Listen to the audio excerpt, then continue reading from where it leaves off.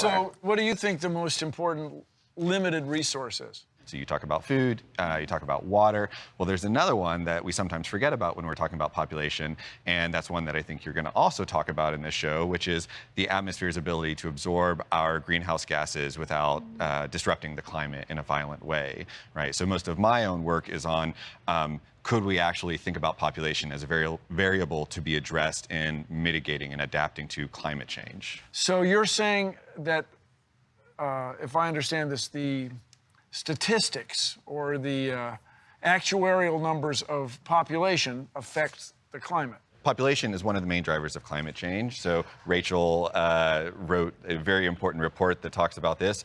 So when it's climate change, there are individual emitters, and there's a lot of us doing the emitting. And so the people who have the highest fertility rate, like in Niger, are doing almost no emitting. Right, so they burn some charcoal now and then. Well, so the average Nigerian emits 0.1 metric tons of carbon annually.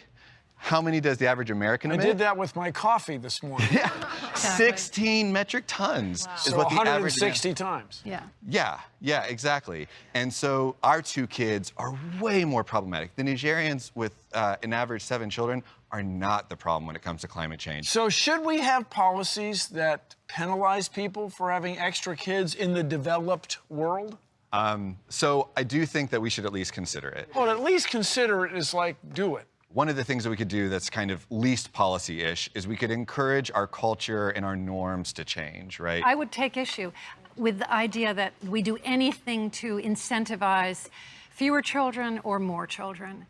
I think it's all about, this is where it's justice, it's human rights. We're really clear people should have the number of children they want, the timing of children, and if some families have 5 or 6 children, God bless them. I mean, that's fine. Well, but most people end up with fewer. But when you talk about penalties, who are you going to end up penalizing, right? So even in a rich country like the United States, we've gone down that road before, and who ends up being the people who are penalized is poor women, minority How women, are they penalized? disabled women. There's been, there was forced sterilization that was legal in the United States even up into the 70s.